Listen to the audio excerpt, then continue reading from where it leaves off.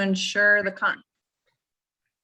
an ordinance to ensure the continuity of government during the COVID-19 disaster. The members who are electronically present at this meeting are, and I'll say my name, and if people could just chime in, Nita Davis from Region 10 as Albemarle Chair. Mary Stebbins, Albemarle Social Services. Lori Allshouse, Albemarle County Rep.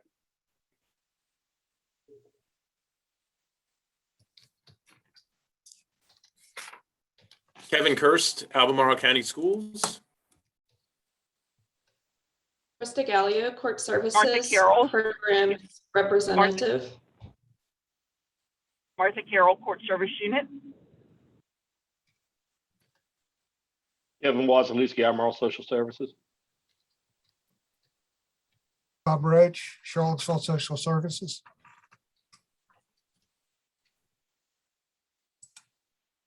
Sue Moffett, Charlottesville Social Services.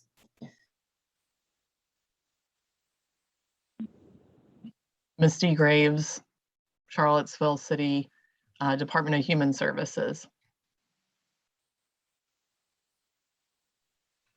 Cheryl Lewis, Albemarle County CSA Coordinator. Katie Ralston, Charlottesville CSA Coordinator.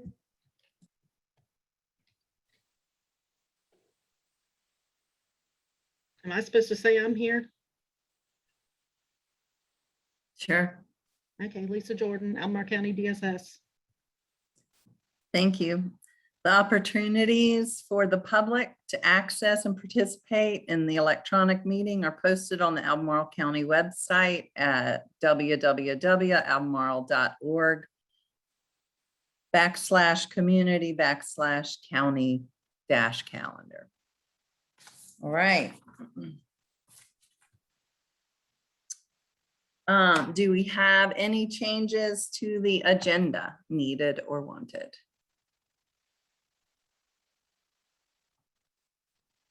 Okay, then can we call for a motion to approve the consent agenda from the county? Anyone? Motion to approve by Kevin Kirst. Second, Mary Stebbins. Any discussion needed? All right, the county's consent agenda has been approved. Oh, I forgot to vote. For all those in favor of approving the consent agenda, say aye. Aye. Anyone opposed? Okay, the consent agenda is approved. Can I have a motion for the city to approve the consent agenda? So moved, Sue Moffett. Second, Misty Graves. Any discussion needed? Okay, all those in favor, say aye. Anyone opposed? Aye. Okay, so the city consent agenda has been approved. Under our action item, we had a county provider revision, and we'll need to make a motion to approve that revision. I can speak to it briefly, just so you all are aware. This is a treatment foster care program, and it was one that we hadn't used for a while. And the foster care unit needed to place a child on an emergency basis. And so this contract needed to be expedited very quickly. It was reviewed by the county attorney's office, and there was one noted change, which is what's being reflected on this. One thing that Jennifer had asked me to note on as well for future discussion is the approval of these revisions by CPMT has really evolved over time more as a best practice than something that was incorporated into our policy. And I think the protocol has been to get the county attorney approval and then bring it forward. But this was a good example of a situation that emerged very quickly. It's an emergency. And as you know, with foster kids, those can't wait for the next monthly meeting. And so I think Jennifer is going to encourage you all to think about maybe incorporating something in policy about these revisions and whether or not you want to develop emergency procedures such as CPMT chair approval, county attorney approval, and that until the next CPMT meeting that could carry it. So because it wasn't set in stone that CPMT was the necessary approval body, I think it was fine for this, this child had to be placed. And so this did go forward, but it's being brought today just for the formal review by CPMT, but wanted to put that out there for future discussion. Thanks, Cheryl. Are we okay to approve the revision as submitted? Can I have do I need a motion? I make a motion to approve the revision request as submitted. This is Lori.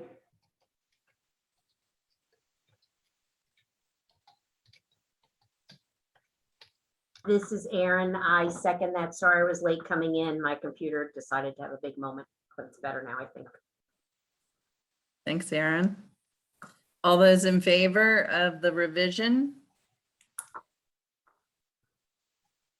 Aye. Aye. Aye. Anyone opposed? Okay. The revision passes. So now I am going to turn it over to Bob and Kevin. Thanks, guys, for coming back and sort of giving us a budget 101 on the forms, the financial forms that we get. And before they get started, I just wanted to say, we kind of talked about them giving like a general overview and orientation of what's included in the reports.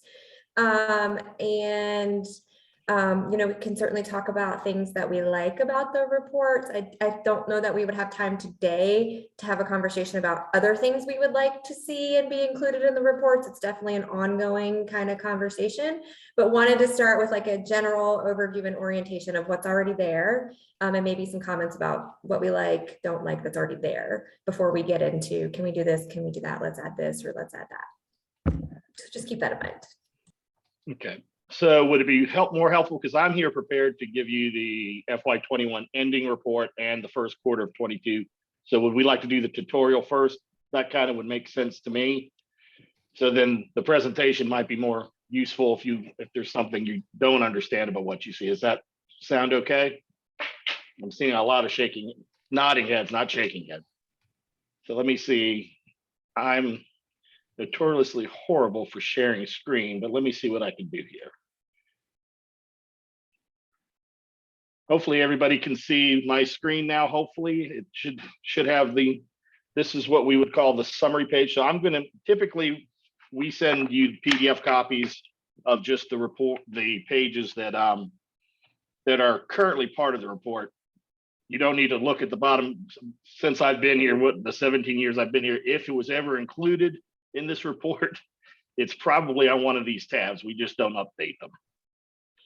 So I'm going to start backwards going forward. So the page that I typically speak to and what I'll be speaking to later is this sheet that you see in front of you, which is the summary. It's the 30,000 foot view of, what are we spending, how many cases we have, and what categories are we spending money and what it's costing.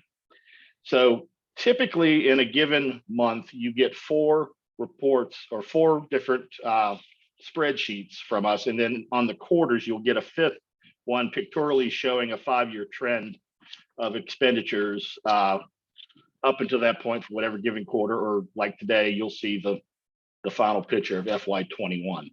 So this is the Excel file for the final month of FY21. So, and typically, and Bob may speak, I may speak to how we get some of this information. It may be different because we have two different systems. So Bob may need to clarify if that's important to everybody on how this is received. So this is typically, I think, your fourth page. Hold on, let's see here. Well, so this page here typically is just showing you the categories here on the left. So these are all your different categories, starting with Congregate Care. So you have your foster care and your Congregate Care for Education here. And these numbers are generated each month based on the encumbrances we have within our financial system, which our system is Thomas Brothers. So if a child has an encumbrance, or we're scheduled to pay something for a child, they will show up in these categories on this report. Now, there may obviously could be more children in care or what have you. So if there's not an expenditure or that's been approved for that child, they won't show up on these reports. But all these numbers here on each of the different categories, which these are all the different categories here on each side, and you'll see these on all the detailed reports. So based on what services child is getting, their mandate type, what have you, dictates which one of these categories that child will fall into. So on these pages, and I'll speak to those later when we get to the money factor. That's probably more important. I'll just speak to how we got these numbers. And then at the bottom, we have unduplicated Congregate Care. So if a child's counting across categories within Congregate Care, we'll just remove the duplications and give you the exact number of kids that are in Congregate Care. Then the unduplicated DSS custody. So any of the lines that we showed above that are being used for all those lines, either you're in custody or it's prevention or it's education. So they're lines that count towards this. These are the unduplicated children that are in DSS custody that we currently have an encumbrance in the system for. And obviously the bottom one is unduplicated overall. So that's, thank you, Ring. So at the bottom, you have unduplicated overall. So that's how many children in our system we have an encumbrance for that given month at the time the report is run. So let's say this is the full year, but let's say I was showing you the new year. So once we do September, we don't go back and re-update this report, because it's possible that after the month's over, you would possibly have an encumbrance that would go into September in October, but we don't go back and field that number. I'm trying to remember the history of where this report came from, and the DSS custody and the Congregate Care are modifications that have come over the years because someone on CPMT found that information helpful. So that's what we provide on this sheet. And that is, I said, one of the four sheets, or one of the four documents you get within the monthly report. Now this sheet,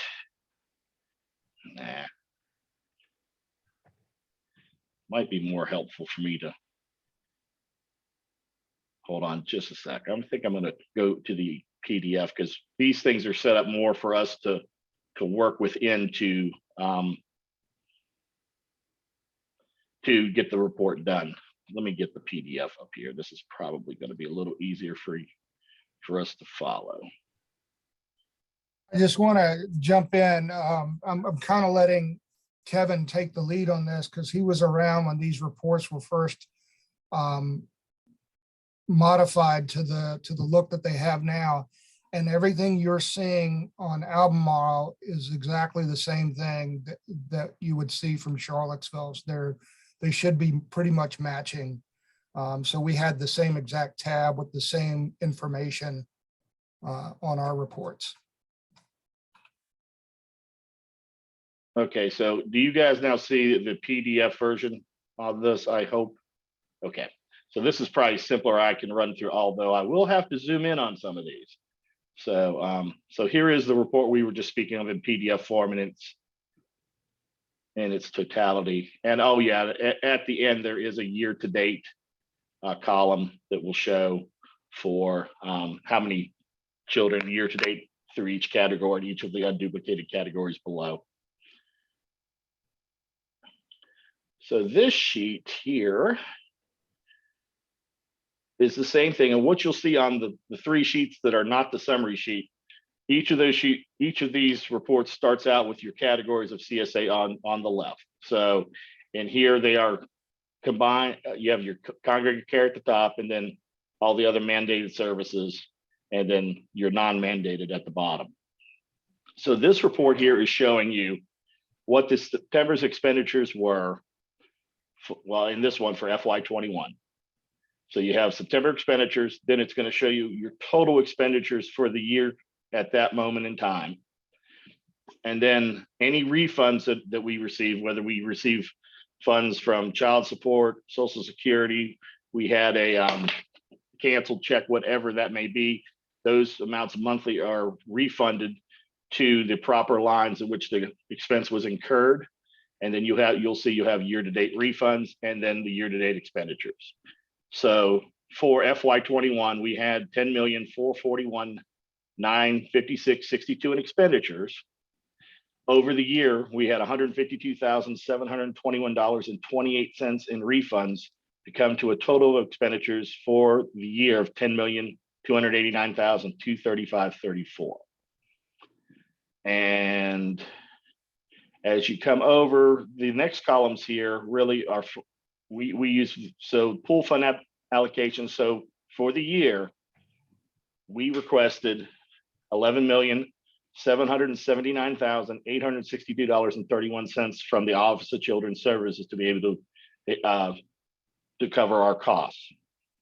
So through the years. Hey, Kevin. Yeah. I'm not seeing like where your mouse is. Can you like move your mouse over to the numbers that you're speaking to so I can follow along? I'm trying. Does anybody else see the mouse, and is it just me? No, you're correct, Misty. It's not there. I think I'm with you now, Kevin. Okay, let's see. Is that doing anything? Did that get highlighted? No. I'm sorry. Let me see here. What I see is the still the PDF version of the summary page with the pie charts. That's okay. Is that what everybody's seeing? Oh, well, heck, I'm speaking of. Hold on. Let's see. And we're desperately trying to match up the numbers you're speaking of, because I'm sorry. Sorry about that. Let's see. I am not the best at this. I'm so sorry. Let me see what I can see. See, it looks to me like I am sharing with you. Is it any different? Yes. Okay, so now can you see my mouse or anything moving around? Yes. Okay, well, how about I start over? Since no one could see what I was talking about. And Kevin, the numbers are really small on my screen. Is there a way that you can make this larger as well? Because I can't actually read the numbers. Is that better?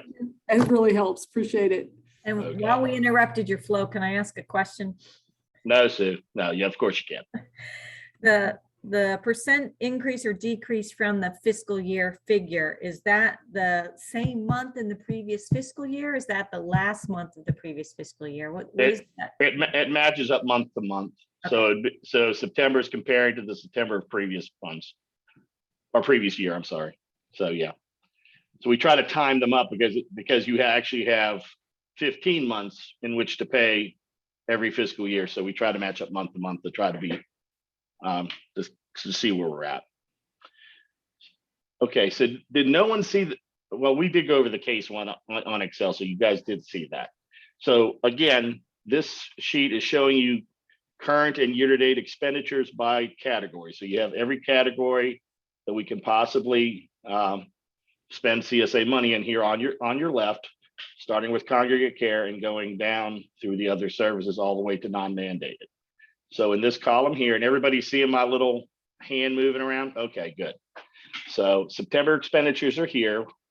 Granted, this is at the end of this fiscal year, so it's rather low comparatively to what it would typically look like. But we spent $64,135.89 for the month of September for FY21 services that were performed June or earlier of FY 2021.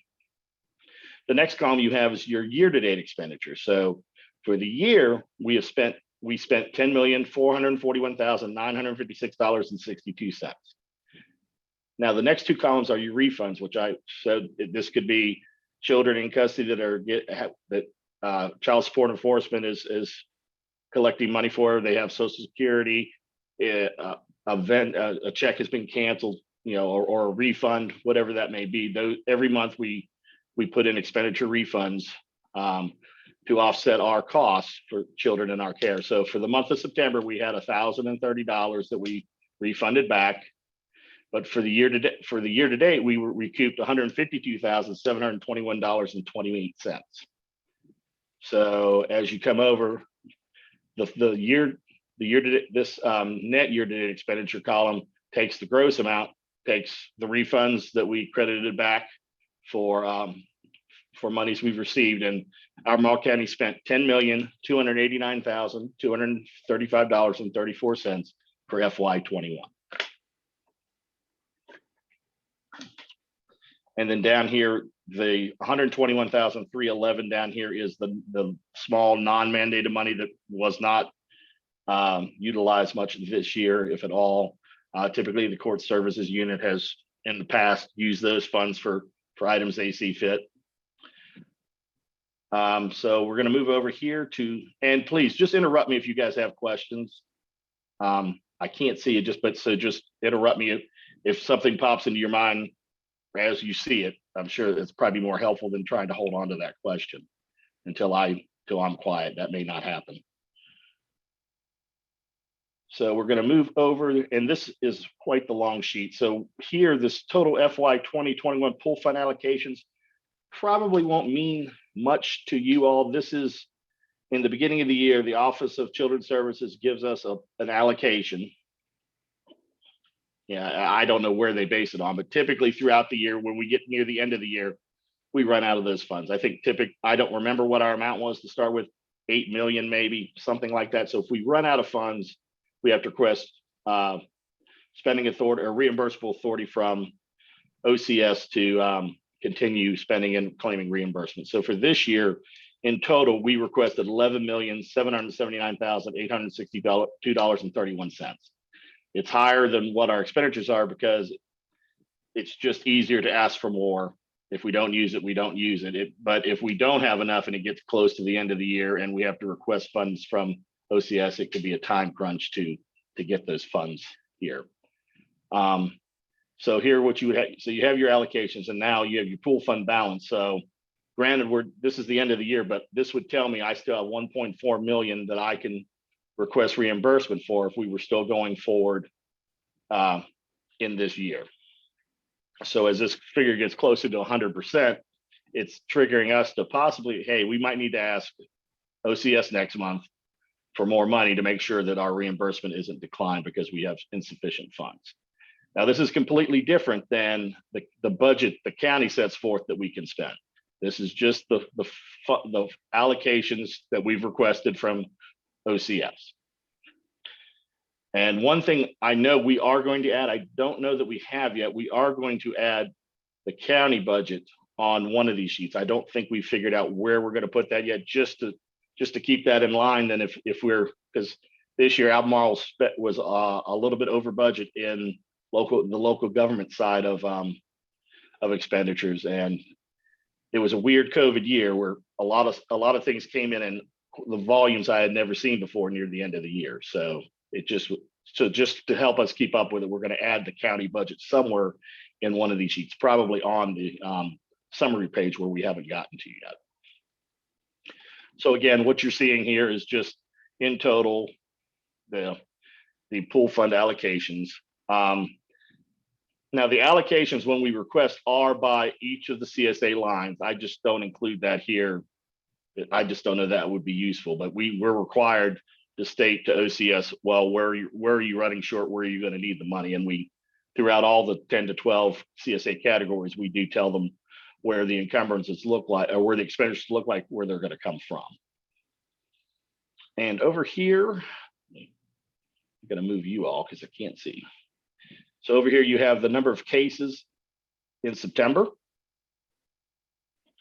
and the number of cases year to date for each of the different service lines, how many we serve. So like right here, I know by the number here, this is our community-based services here. There were 38 cases that had an expenditure in the month of September, and throughout the year, there were 225 cases that we had an expenditure for out of the community-based services. All the way down to having 427 cases for the year. Hey, Kevin, I got a question for you. It's Bob. Remaining encumbrances. I notice you don't have it on here. Is that just because it's the last month of the year, or? I don't know. Typically that's in here. Yeah, I mean, I would take them all out here. I'll have to look. Typically that's in there, and if it's not, we'll make sure it is. But yeah, I would definitely have zero here because we can't pay anything else. Right. So, and here at the end of the sheet, cost per case. This is just showing you through whatever line we're speaking of, the average cost of each case within those budget lines. As you can see up here in the Congregate Care, it's a little bit higher cost than when you come down here to community-based services, the cost per case is lower. Any questions on this sheet? All righty, we will move up. Now this sheet, it looks, let me move you all again. This sheet again has all of your different categories again for CSA. This sheet shows you, they go in order from the highest reimbursement rate to the neutral reimbursement rate to the community-based services rate.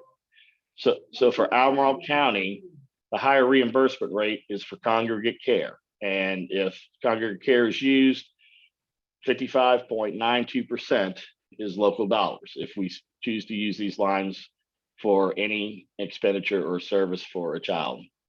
In the middle here, you have your neutral reimbursement rate, which all of these lines are neutral. Everything for education is 44.74%. So everything that the schools or education services, they have a static rate of 44.74%. Local government, which all the other lines are, I do a blended effective reimbursement rate, and that shows up on the summary page, and that's taking into account where the money was spent and what the reimbursement rate was for those categories. So, and that's what you'll see down here. And I believe, let me make sure. Yes. So on this sheet, this is different from the last sheet you saw. The sheet you saw last is just for that month, this is what we spent. This sheet here shows you, so let's say we spent $100,000 this month. Well, some of that could have been for July, some of that could have been for August, some of that could have been for September, if we were in the new fiscal year. So this sheet not only categorizes each of the categories into what reimbursement rate they come out at, this also shows you the month of service that payment was for. So if out of that $63,000 that I showed you in September, it could, some of that money could be strung all across the 12 months of service. But that's what this sheet does. So these numbers and each of these columns change every month all year long to show you what we spent for services in that given month. So, we provided $51,000 worth of services for education, Congregate Care for the month of August. We may have paid them in May, but they were for the month of August. So that's what this sheet will show you going across where what month we were providing those services. So at the bottom here, you have your local match for CSA, in each of the categories. And this is where you come out to your effective match rate. So the effective match rate, if you combine all the three reimbursable reimbursement rates, the effective match rate for July of last year was 36.67%. And you can see it fluctuates slightly all throughout the year there. And there's a few other things down here that we've have added other places. And well, Medicaid billings, we are not showing those, but we do. Medicaid billings does bring down the effective rate, but we just show those to you on the summary sheet. So if you guys don't know how Medicaid billings work, so if we bill Medicaid for an expense and Medicaid pays it, it's paid at the state level. Medicaid is matched at a 50-50 rate. So 50% of the Medicaid billings is paid by the federal government. And then the other 50% is broken down to each locality by their neutral their neutral match rate. So we are responsible for 44.74% of that 50%, which equates to around 23%. So instead of paying, probably you would be paying either 55 or 44% for that service. We're effectively paying the community-based services rate, but that's reflected in reducing our revenue. So that those transactions never show up in the locality. It's done at the state level, and then whatever we request for funding, they will take our local match out of that request. So, if I ask for $200,000 and we owe $20,000 for our local share, they'll reduce our what we get from the state by that amount. And then here at the bottom, you have, and this shows in the summary as well, I think in a chart form. So this is showing for the year, $704,000 was expenditures at the higher reimbursement rate, which was 7% of our costs. And then at the neutral rate, it was 6.1 million. So it's 60%. And that's always going to be higher because of the education costs is a pretty big chunk, and they all fall into the neutral reimbursement rate. And 34% of our costs for this year were at the lower reimbursement rate, providing community-based and prevention services to equal the 10,289,235. Let me see if there's anything else at the end here. Not really. There's not much here. There's just the local shares year to date in each of the categories, but that all flows to other places. That's more helpful. And just like I said, we don't take anything out of here. So at one point during this is just a factoid because you might wonder what the reduction for the state, we probably could hide that. That was 10 years ago when we were having budget crisis and localities had to make a decision on where they wanted things to be cut from. One of the things that was cut, or we had to take a reduction in, was CSA. So that's where we would show that. We did show that. Any questions here? Okay, so the two sheets I've just showed you pretty much drive what you see on the page, which this is the one you guys are going to be the most familiar with, which is what I call the summary page. So everything you've seen before basically flows, for the most part. There are things we punch into here, but most of the things flow directly to this sheet in total, so we can speak to it on the high, in the high level. So as you see at the top here, you have your FY21 services provided, 4E Medicaid payments, which would not show now because those will show in my new year presentation, because this is for the previous fiscal year. So, but for the year, you will see up here, we had 10,289,235 in CSA expenditures, a little over a million, 1,037,995 in 4E payments, and 933,000 in Medicaid payments. So roughly, if you take that 933, divide it roughly by 24%, that is the amount of revenue that was reduced from my request for the year. But it would have cost us a lot more money if we had provided those services and not had Medicaid pay for them. Here, I think this is rather self-explanatory. These are your unduplicated youth for the month, your year-to-date, which is 290, and what the year-to-date total was at this time last year. And as Sue asked before, everything here, when something is compared in any of these columns, it is to the exact same time the previous year. So this one being the end of the year, obviously it's going to be that. But if I show you something, when I show you FY22, when you see the comparables, it's going to be to September of 21 or 20, sorry. So as you can see up here for the year, so I'm effectively giving you the report for FY21 as we go here too. But so for CSA for the year, we were up 6.54% in expenditures. We were down 17% in 4E payments and down 23% in Medicaid payments. So effectively, we're up 1% over all those different lines. As we go over, this also can matter your local share. This is how much local dollars Albemarle County had to pay for the services provided in CSA for FY21. All, 3.9 million. Up from 3,566,151 from last year, so an increase of 9%. So what that typically would tell me is, since we went up 6% overall, but we're up 9% in local, it would mean to me that we paid out of some of the higher reimbursement rates a little bit more than we did in the previous year. Well, either we had more from the neutral versus the lower, or from the neutral to the higher reimbursement rate. Somewhere along the lines, some of the services cost the county more because of what service we were providing.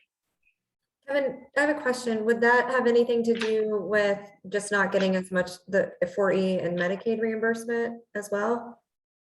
That could be why we went up overall. Sure, it could. It could, because maybe if 4E could have paid for it, it's 100%. So that is, yes, it could, depending on what line it has to come out of CSA. It certainly could. And moving on, so there's no local share to 4E, so you won't see that. So for the year, there was $219,297 recouped from our request for Medicaid, down from $309,600 the year before. Again, if you guys have any questions, please feel free to interrupt me. Now for the year, what you'll see over here on the far right, again, this is your pool fund allocations. Again, that's just the money we've requested from the Office of OCS during the year, and where we ended up, what we've spent. And like I said, these figures match up because we are at the end of the year. When we get to the FY22, these numbers, those won't be all the same. In fact, or they shouldn't be. So there's pool fund allocations, and this is just showing you just to show that there's a little bit difference here with FY22. So there's 10 million in pool fund allocations that the state has already given us. We have 4.8 million already encumbered. So 48% of the original pool fund allocation is encumbered within our financial system at this time. Down here is your types of funds used. So non-local CSA, that would be funds that we receive from the state, our reimbursement for Medicaid. And then down here are your budgets, the appropriations that local government has put in for the transfer to the CSA fund, and what the schools have put in.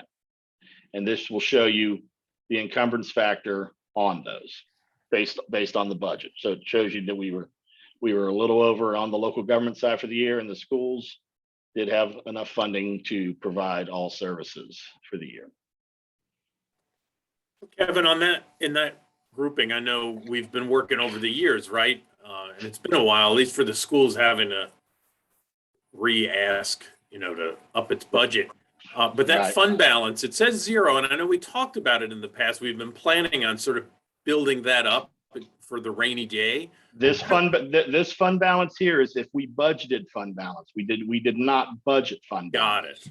So there is a fund balance in this fund. I don't include that on this sheet. Understood. Yeah, so, and there have been years when we had a fund balance that was too large on either side that we would actually use fund balance to balance the budget instead of incurring current year money for that. So that's why that's there. So it is possible during a given year, if we have $2 million left over, this isn't that year, but you know, we could possibly use fund balance to balance the budget, if that makes sense. It does. Thanks. Okay, and as we move down here, I think we went over the youth here, and like I said, we actually were down 4% in cases this year, but we went up, 6%. So it's been a weird year of things that I can't necessarily explain why either. If costs, if service, I don't know if prices went up because of COVID restrictions and the like. So it's typically those things go hand in hand. If one goes up, the other goes up. If one goes down, the other goes down, or they're pretty close. So it's been, and like I said, everybody waited way later to the last second to get funds in, as you will see when I get to the FY22, which might scare you, but it shouldn't. Evan, I have a question. Mm-hmm. Sorry to interrupt. No, go ahead. So just so I'm clear, that number of unduplicated youth, those are the number of youth that have incurred expenditures. It's not the number of youth that are in care. Correct. Okay. Correct. Yeah, they have to have at least, they've had to incur an expense on this sheet for them to show up.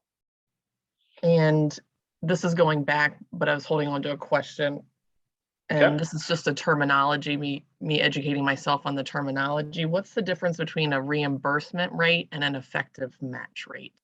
Or is that question take too long to answer? No. So the next thing I was going to go over is this chart. So you'll see the lower match, neutral match, and higher match is what we call. Those are your reimbursement rates. So what the effective rate is when you combine all of those, and based on those reimbursement rates.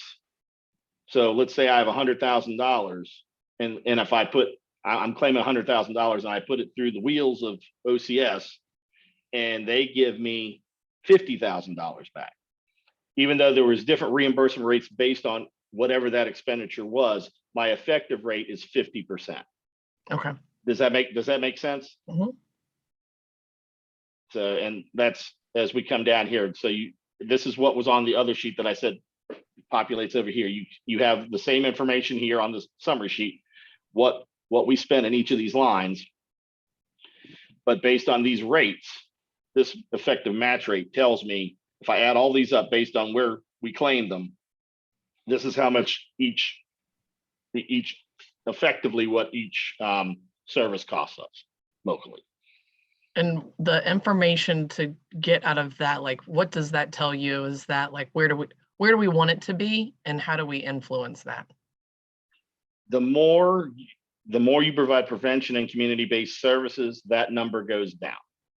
If you use congregate care, the more you use congregate care, or that drives your effective match rate up. So it's based on the categories and how you choose to provide the services.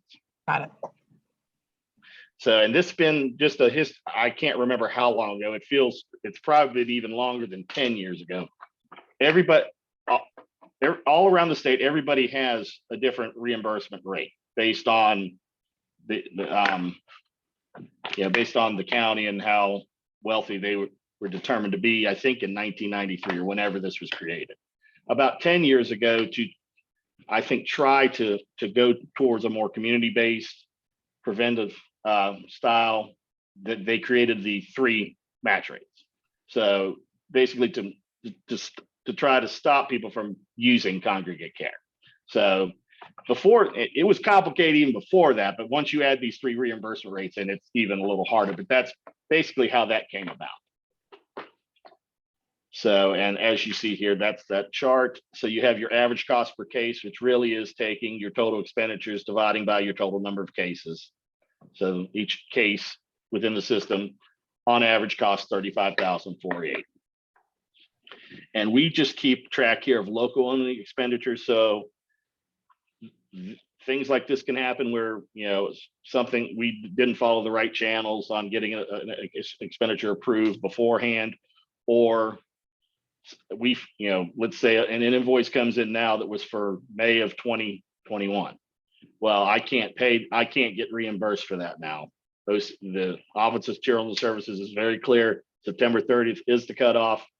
So if it's our fault, we'll pay it. If it's not, you know, we try not to, but we also know sometimes, even if it isn't our fault, I know if it's a provider that's providing good service, sometimes we'll do that, even just to keep a good relationship. And over here is just the breakdown of the different categories: special education, foster care prevention, foster care, and non-mandated, and the funds across those lines, and a definition of what those lines are.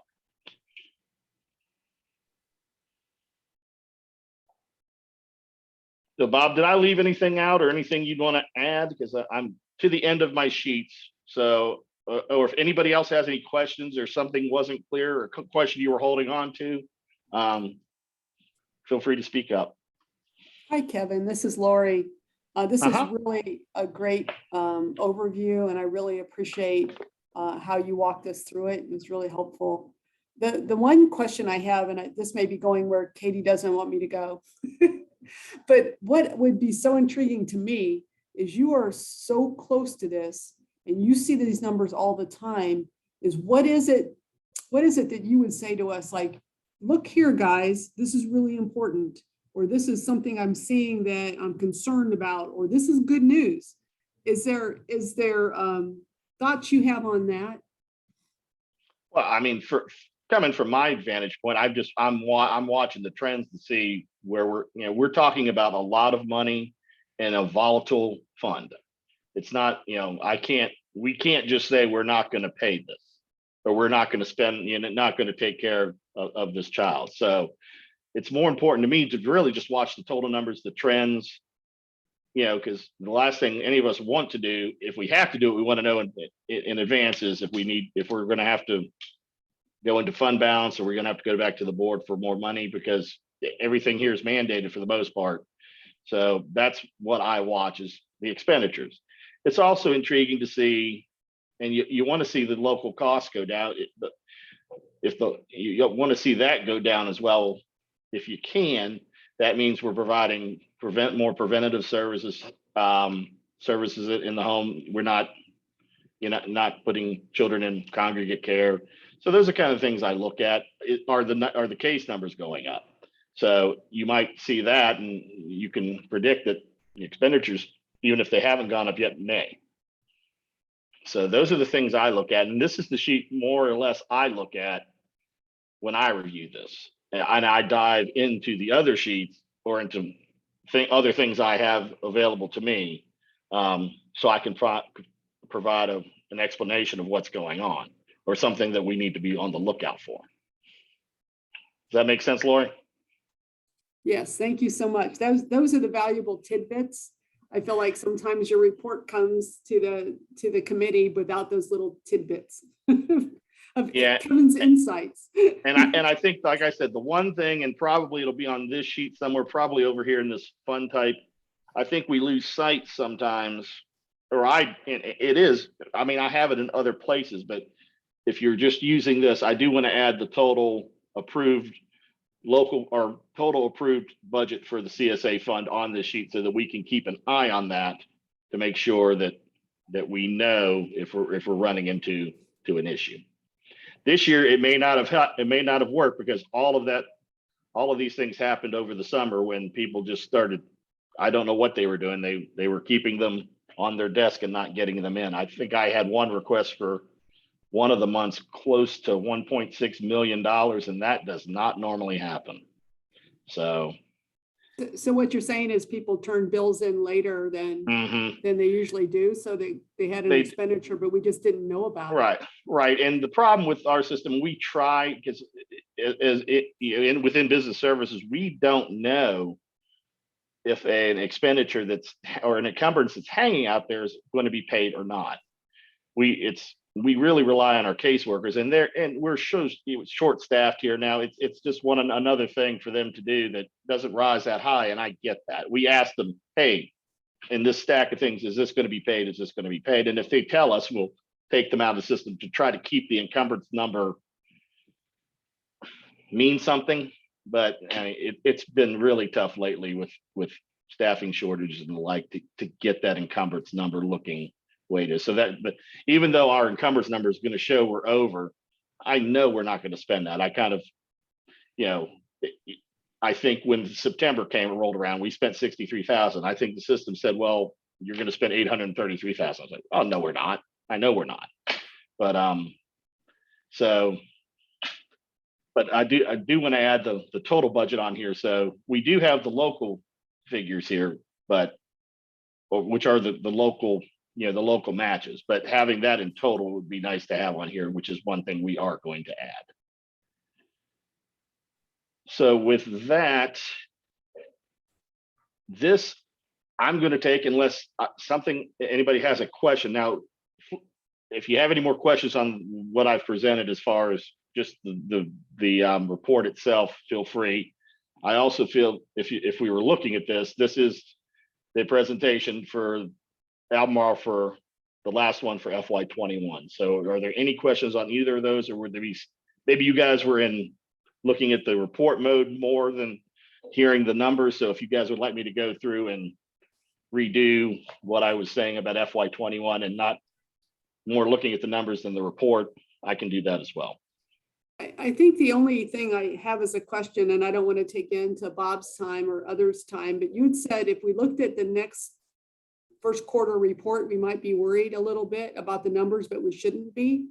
I haven't gotten there yet. Okay, you're heading there next. That's Okay. my next one. So I just want to see if there's any questions about the document itself or Albemarle's FY21 figures, final FY21 figures. Okay, hearing none, I'm going to move over to the next one. Now, this report here is for Albemarle for FY22. So this is our first report out for what's going on for this fiscal year.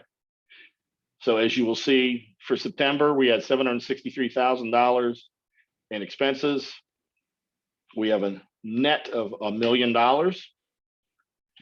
where the net expenditures last year this time was 376,000. That's the anomaly, not the million. And I don't know whether it was COVID, probably was a lot of that going on. So this doesn't worry me.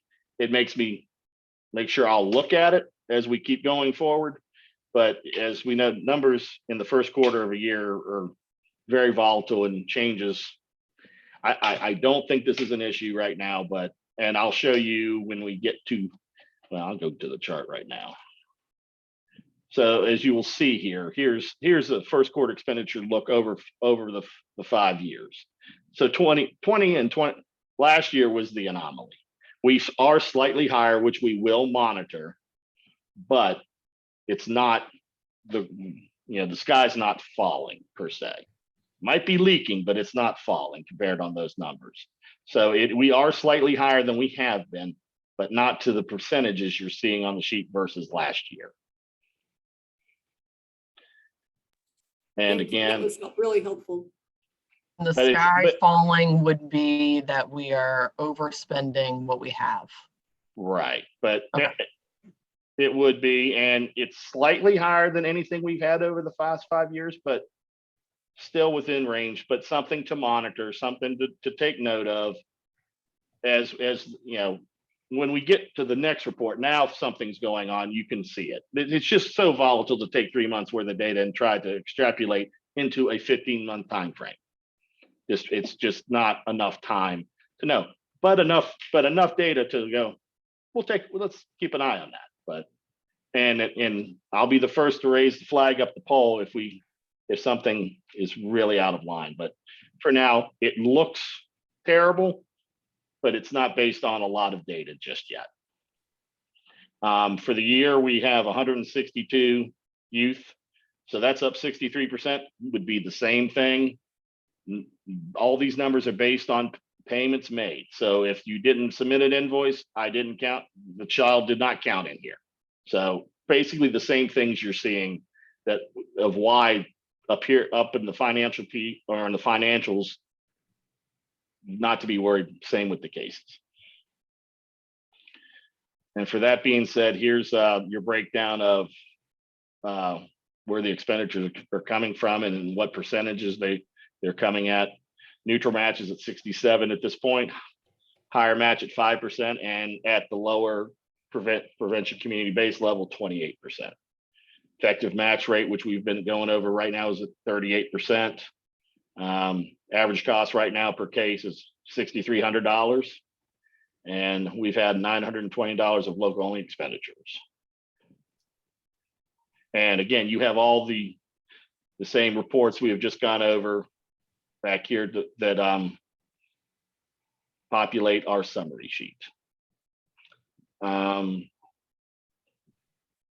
don't think I have much else to say unless there are questions on the FY22 report.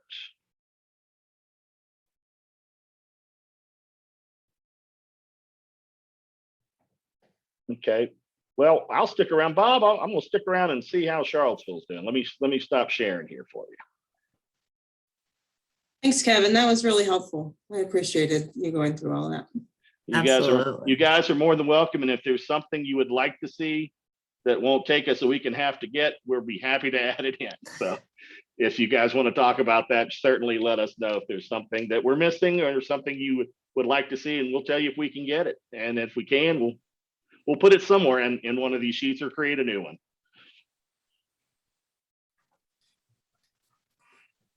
One of the things that I'll start off by clarifying that we do differently than Albemarle County, the reports are the same. You get basically the same information. There's a couple of things we don't have on ours that Albemarle does. We don't have the per case costs on ours. If you want that and you think that's something you want to see, then we certainly can add that. And anything else that Kevin has on his that we don't have, we can certainly add that information pretty easily.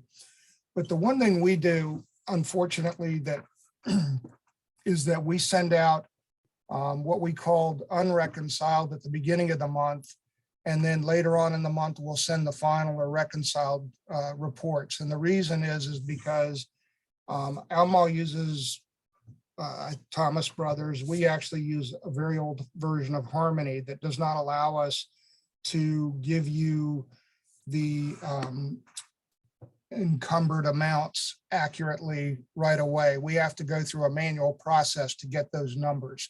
And we are currently in the beginning of looking at new systems.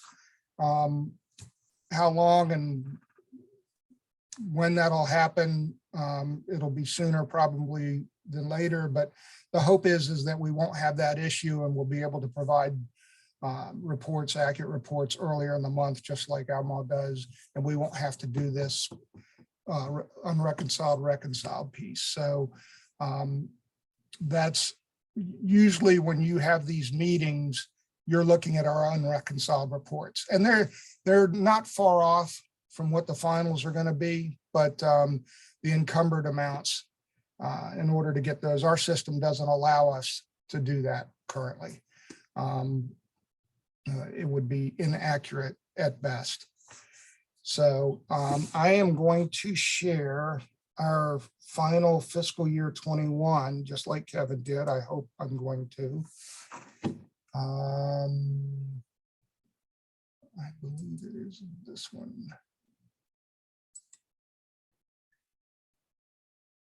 I'm not sure what you guys are seeing. Can you see anything? I can see the summary page in Oh, you Excel. can't? In Excel, yeah. In Excel, okay. So you can see that. Can you see my cursor? Yes. Okay, good. All right. So our numbers, it's going to be basically the same thing you just saw, except, and there would be these sheets, just like you saw. I'm not sure what I'm looking at here. Something's not right. Oh, sorry. Wrong one.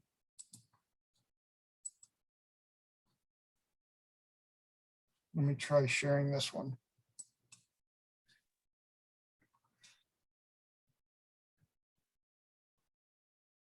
This is the one I want. Sorry, I was comparing to last year's. Now, can you see it? Yes. Yes, okay, good. So this is our final September 21 for fiscal year 21. And like I said, it's the same thing. The cases on this last page shows you the exact same thing you saw with Albemarle's. What he mentioned, but we didn't see, over to the right here, this column gives you a year-to-date number. This is not a total of these. It is a separate year-to-date number that you're looking at as far as cases with authorizations. And it goes all the way down here. I just wanted to point that out. Month of service by match rate, just like you saw, our match rates are different than Albemarle's. Our higher rate, 38.35, 3.68 for the neutral, and the lower match rate is 15.34. And then you have, I don't think we had the same thing down here that Kevin showed. If you guys like that and you want to see it, we can add that. But this is the Medicaid portion down here. And I think. Hey, Bob, it's Katie. Yes. Can you explain how the match rates are decided or determined? I think based on what Kevin said, these are determined by locality. And each locality based on their, I'm not sure if it's the revenues or what criteria they use, but each locality is assessed the rate based on the information that is provided. And I honestly don't know where that comes from. So the high, sorry, go ahead. No, go ahead. The high, neutral, and lower match rate never changed, just the effective match rate changes. Correct, because the effective match rate is based on the expenditures, how much expenditures you have. And then it's just basically an average of these three using the amount of expenditures for each rate. So the effective rate is going to be, it's kind of like on your income taxes, you know, you might be in the 20% rate, but with deductions and et cetera, your effective rate might be 10%. Same thing here. It's going to be the effective rate based on the actual dollars expended. Okay, thank you. A blended amount. Thanks. Just get Bob, could I just clarify one thing real quick? So Sure. Your neutral match rate was based on ability to pay by every locality back, I think, in the early 90s, I believe. So that rate's what went on forever.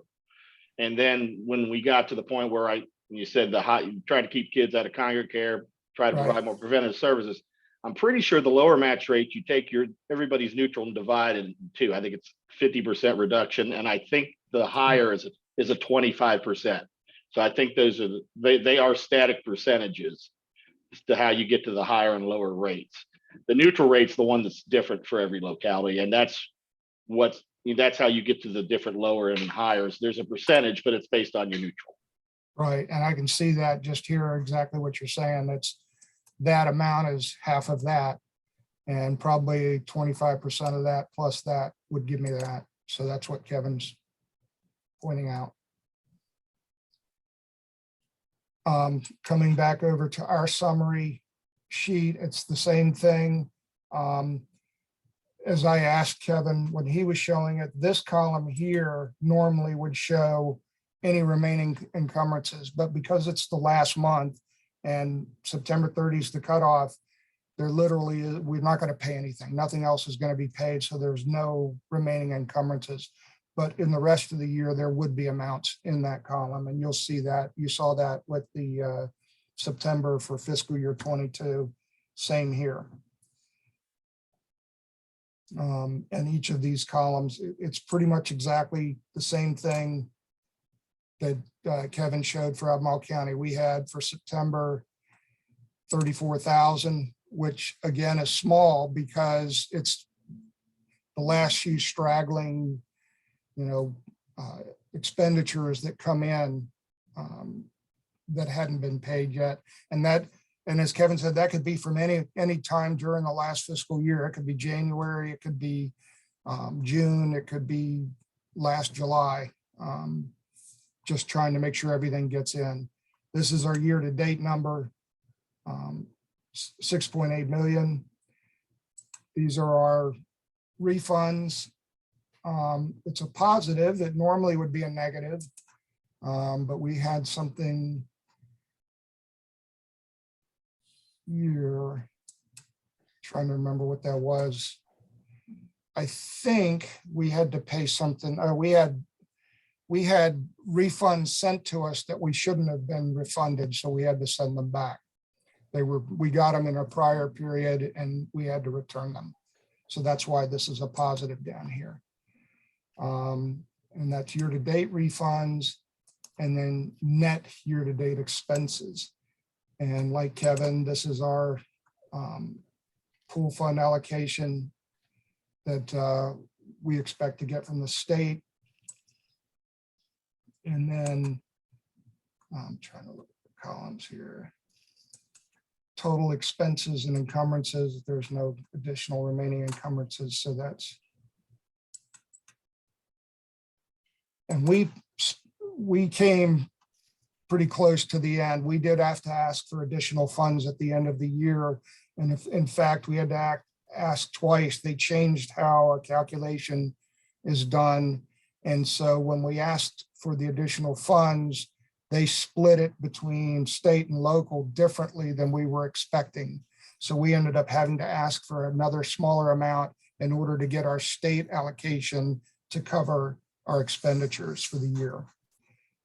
So we did end up having, but we came pretty close right there at the end. Not quite 100%.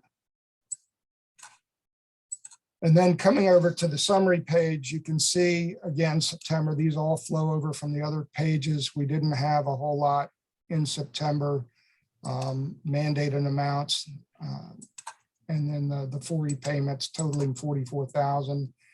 This is our fiscal year, final year end numbers here. These are net of the refunds. This is a comparison to last year.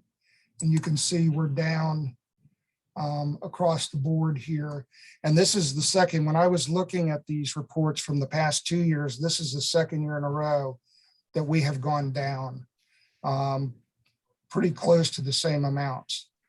Not sure why that is from a service perspective. We can claim the pandemic, we were very high, as you've heard before, on adoptions in fiscal year 21, especially early on. From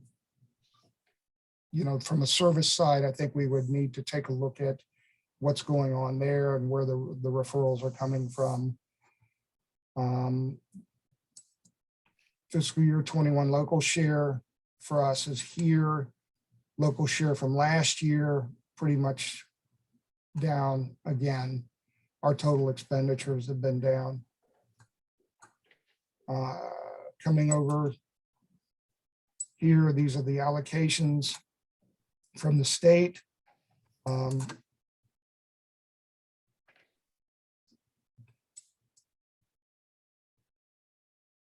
not sure why these two are where they are, but it's between mandated and non-mandated. I need to probably go back and take a look at why this is just under 100% and these are off. I may have to check the formulas on those.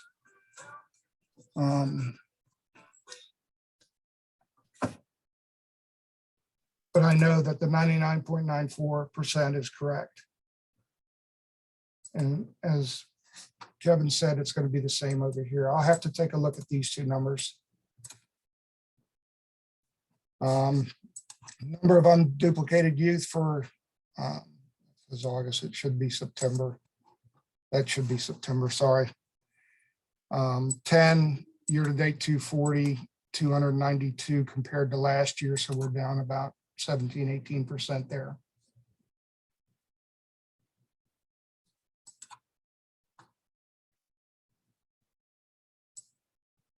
Any questions so far? I'm kind of just rolling through this. It's very similar to what you saw with Kevin.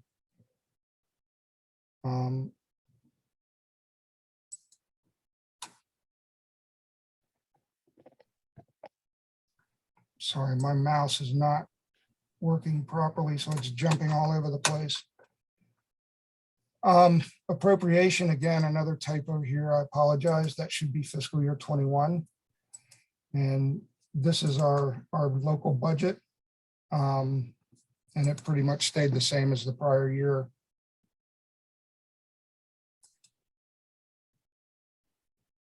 Funds spent and encumbered year to date.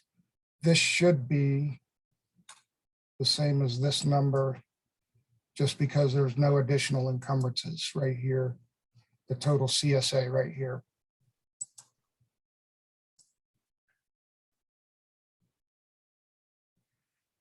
On the charts, our neutral rate was at 74%. Expenditures at the higher match are just 5%. And the lower match 21%. And that was one of the things that I learned when I came here, was that they were trying to get us to move away from the Congregate Care, which is why the higher match is much lower. We don't use Congregate Care a whole lot. And then here, we have a very high special education. You can see 46% of what we spent, we expended, went to special education. 42% went to foster care. The non-mandated services, 1%, not much at all. And then the foster care prevention was 11%.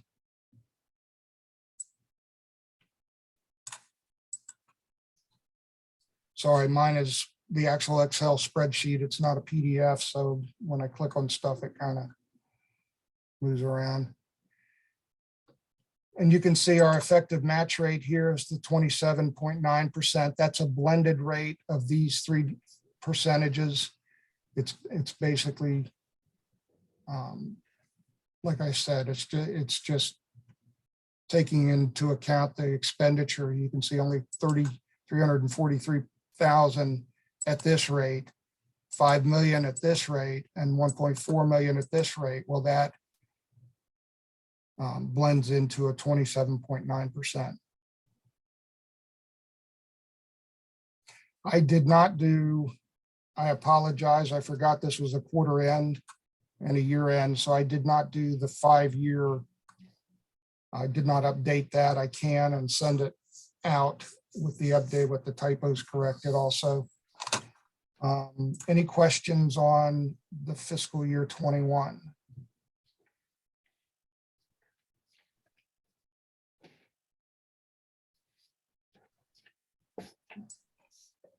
Thank you for going over that, Bob. Okay, let me pull up the September for fiscal year 22.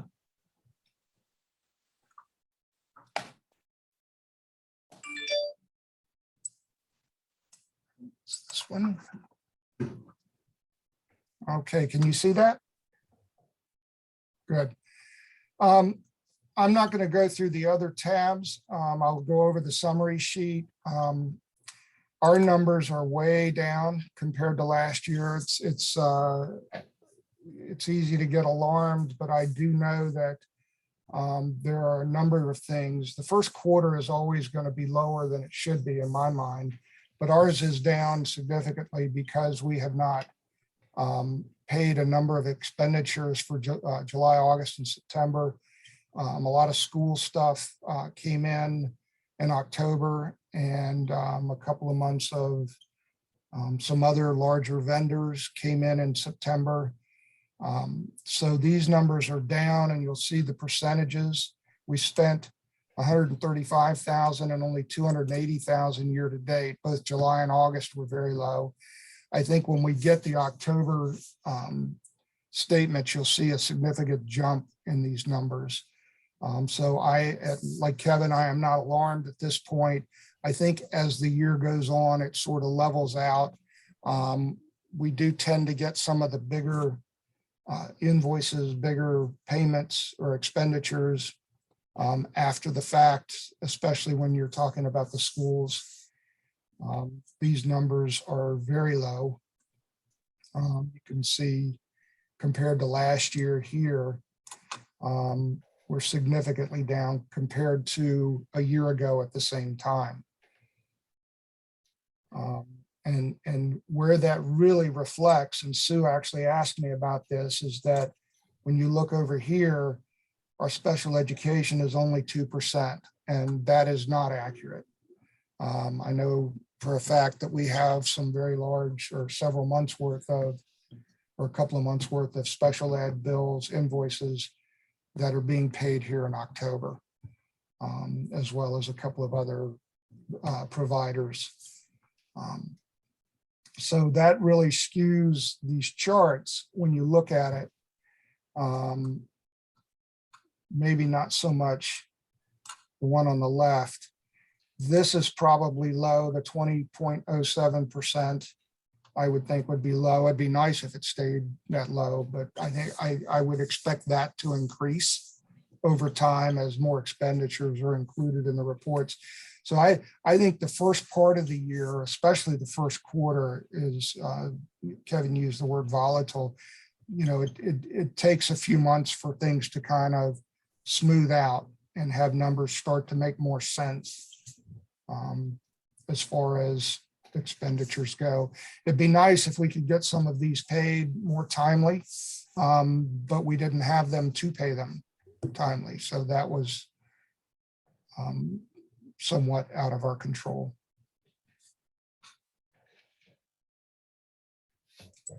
Any questions?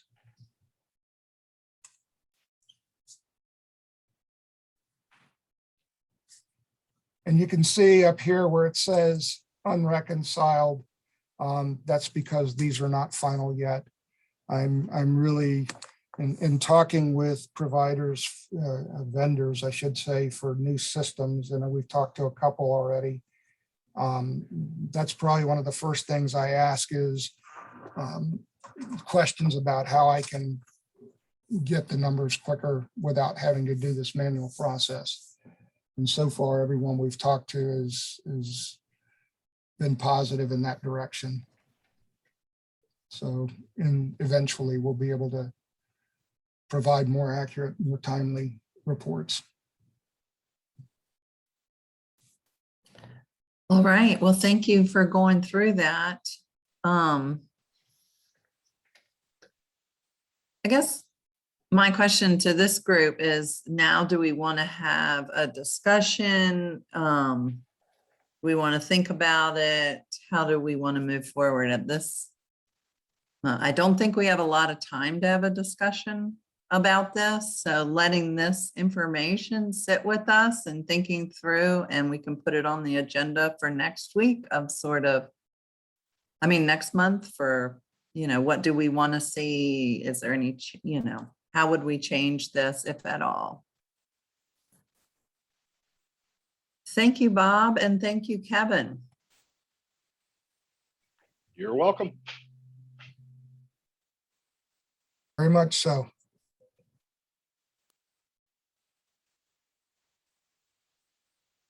You just, yeah, and I think Bob, yeah, there you go.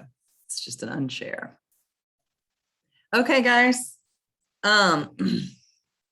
So moving on to our review of system functioning and activities. We're looking for a FAPT update. I can do the update for the city. I don't know that we have much of an update with the city extending the deadline in terms of opening. We're still going to continue to meet virtual. I think that's continuing to work really well. And I think, we're actually seeing fewer cases. I feel like these days than we used to, but things are overall going really well. For Albemarle, yeah, things are going well. We clearly are still doing the Zoom as well. And Jennifer's been working on trying to get a process for electronic signatures and just some of the logistics that will make that process smoother in terms of the paperwork aspect. But yeah, I don't think there's anything much to report other than, we certainly have seen an uptick in the number of children being brought to us who are requiring the designation of a child in need of services, kids with significant mental health issues and behavioral needs. And Region 10 has really stepped up to the plate in terms of managing those cases. Many of them were able to provide wraparound services in the community, but some of those youth have required residential placement or short-term assessment diagnostic. But we definitely have seen an uptick with those youth.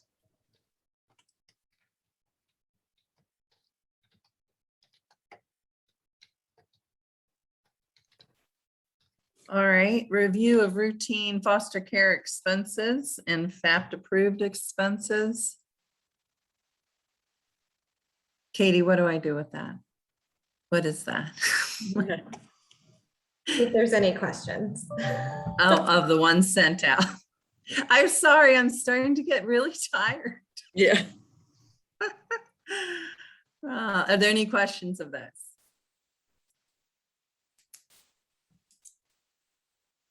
All right, hearing none. Any CSA coordinator updates needed? Yes, we have a few.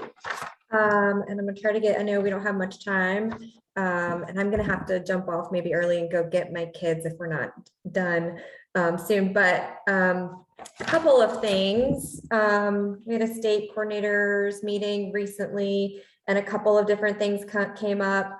One is that some residential facilities are no longer taking Medicaid. So they're asking localities to pay only CSA funding, and it's creating a big to-do, as you can imagine. So OCS is aware of that, and I'm trying to set up some discussions with folks about how we handle that. In regards to the transfer of CSA funds to DOE, and separating that part out, there's a work group that's formed into 4 different subgroups: private schools, public schools, funding, and pilot programs. And an initial report about kind of the layout of the work groups and what the work groups are going to be doing is going to be due by November 1st. And the earliest that any expected changes might happen would be FY24. But the General Assembly will likely give DOE another year before implementing them. So that sounds like it's moving along. We have the CSA Coordinators Conference coming up next week. So we might have some reports after that for next month's meeting. Another thing that was discussed is they're finding that there's really been limited use of the Families First evidence-based practices across the state. So they're trying to figure out kind of what's going on with that and why folks aren't using those more. And we've had some discussion within program about those, and our program committees having ongoing discussions about those evidence-based practices and kind of what we need in our community and all of that. So we are definitely talking about those. And then the only other thing that is that Albemarle and Charlottesville were on different audit schedules. Now we're both going to be on the same audit schedule. And so our next audit will be in FY23. So we have that to look forward to. I think that's a quick rundown of the updates that Jennifer and I had put together. Cheryl, if I left anything out or you know anything else, let me know. You're good. Okay.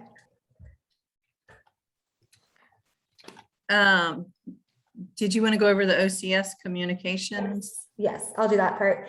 So the one that we really need to talk with CPMT about is there's a public comment that's due in a couple weeks, the Friday, November 12th, regarding the family engagement policy and the MDT policy that were put out from the state. We talked about it at the last program meeting, so that program could give some feedback and recommendation to CPMT. We feel like the MDT policy isn't as relevant because we don't have an MDT here. We use the FAP process, so program didn't feel like CPMT would necessarily need to comment on that. The family engagement policy, we have our local policy. I think it was sent out with the minutes and agenda. That was written 10 years ago. And so some of program's conversation was looking at what's in there and how it needs to be updated. Generally, obviously, program is in support of having a family engagement policy. So if the CPMT wanted to make a public comment, it would be in support of a family engagement policy. I think in looking at our local policy, because our FAPT isn't the one developing a service plan, it's done pre-FAPT. Our process is a little different. So the way that the family engagement policy was written by the state is it might read, as if the service plans are being done within FAP because that's what other localities are doing, but that's not what we're doing. But I think our local policy is in pretty good shape. When we wrote that policy, Cheryl and I developed tools to help increase family engagement, like our participation and consent form that allows the parents to give some feedback if they're not able to attend the FAP meeting, and those kinds of things. So we already have some things in place. But in regards to the policy put out from the state, it sounded like there were two things that CPMT might want to comment on, or that we might want to incorporate into our local policy. And one is just with COVID, and now that FAPT is meeting virtually, we really feel like we need to add something about having a virtual platform and how that helps increase our family engagement, and that being an option to families. And I would think that if at some point in the future we start meeting in person again, we would still allow that option to families. So we wanted to add something about that. And then on page 4 of the state document, it talks about equity. It references equity and inclusion. And program talked about how we might want to infuse some more of that language into our family engagement policy. But then some of the feedback was, how are localities supposed to demonstrate this? How are we supposed to make sure this is being done? CSA does have eligibility requirements. And so how is that being addressed? It just seems like a very general kind of statement to put out there. So that was just some of the feedback from program, from what I can remember, that CPMT might want to include in their public comment if you all choose to do a public comment.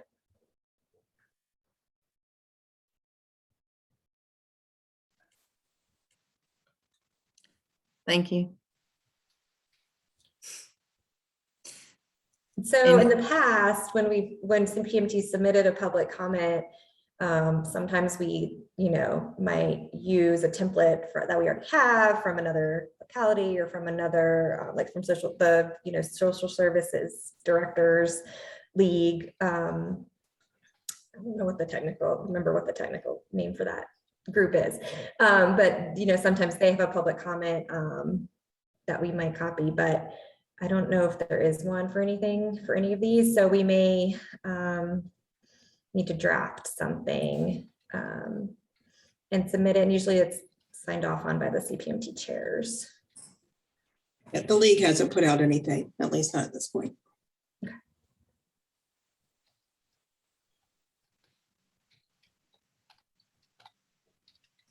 Are you comfortable doing that draft? Are you asking for somebody to do the draft? Yeah, I mean, I think Jennifer and I could get together and work on that. And get it to you guys to review before it's signed off and sent out. Okay, that would be great. Any other thoughts? Sorry, I feel like I rushed through that. No, Just gonna it's have to get off okay. here. I Go get my kids. like, I honestly, when I hit an hour and a half, I just get completely fried myself at this point. So that's, are we ready for Krista? You ready to do the program subcommittee update? Sure. I think mainly the things we wanted to update you on is the utilization review. We are waiting for all of the CSA agreements to be completed before starting that. And then it's just a matter of how to do the sample. One thing that we do need CPMT to do is I think there's only language in the policy allowing utilization review for residential placements. So something is going to need to be added to the policy to allow us to be able to do the utilization review on the mentoring. And I know, I believe Katie and Jennifer said in the past, they had just submitted some language for review by CPMT and we just vote on it. Yeah, so it may be that Jennifer and I draft something that needs to come back next month. Because right now, I think the language, you know, talks about review of residential placements, and then I think it says as recommended by FAPT or as requested by FAPT. You know, these aren't cases that are being requested. These cases don't meet either of those criteria. So we might, you know, draft something about a third criteria that allows us to do UR on these cases when we're looking at the mentoring services or a specific service or something that would allow, even if in the future we want to look at another service or another group of kiddos, that allows us a little bit more flexibility. All right, thanks, Katie, for clarifying. Yep. Yeah, that'd be great. Then we were able to look at the some of our first survey results for provider satisfaction. I know county started in July, and I believe the city started in September, I believe. And we looked at those. There weren't a whole lot of replies or responses to the surveys, but we just talked a little bit about those. What we did receive was pretty positive. However, we're not sure. We need our case managers to clarify that they're rating the service provider, not the case manager. And so I think we're already finding some things that we might need to adjust on the survey. So that's just some ongoing review. And I think that's it. Are there comment boxes where folks can put in like additional words? Yeah, okay. I believe there are I'm not sure if it's for each question or at the end, but I believe there is a place for open comment. Yes. I think there is after each question. I think you're right. I'm pretty sure.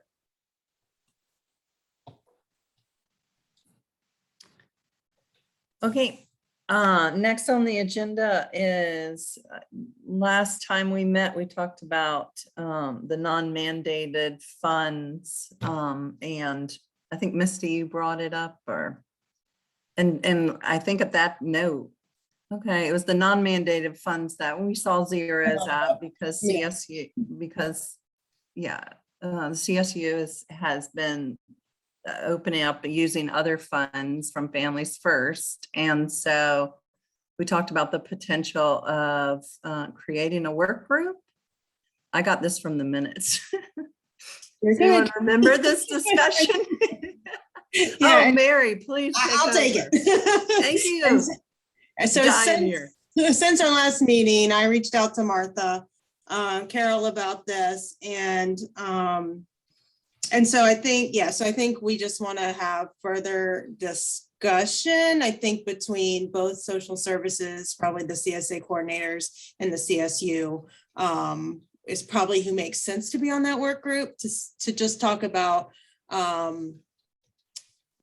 potential use of those funds, or if what the CSU also might think they might, in the future need as well, because as Krista pointed out last meeting, like, it's sort of variable. Things have changed, but that doesn't mean they're not going to need that funds, in the future. So at any rate, talking to Martha, thinking about putting together a work group of those 3 entities, really, if that is okay with CPMT, and then we can bring a recommendation back to CPMT after we meet. Would the work group be again? I missed some of it. Sure. So both the DSSs, the city and county DSS, CSA coordinators, and the CSU. Okay.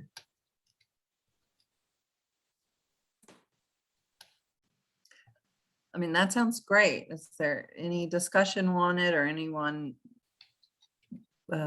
agency that wants to be on there that's not? Okay.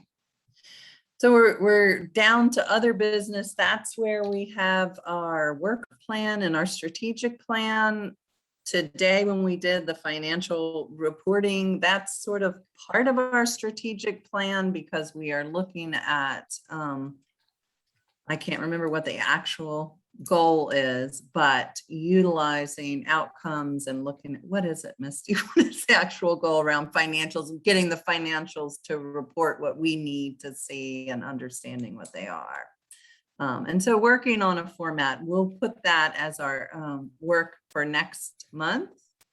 The other thing that's on there is format of template. And I think that's in reference to the actual strategic plan format, because there was dates and so we will need to wait till next month for that as well.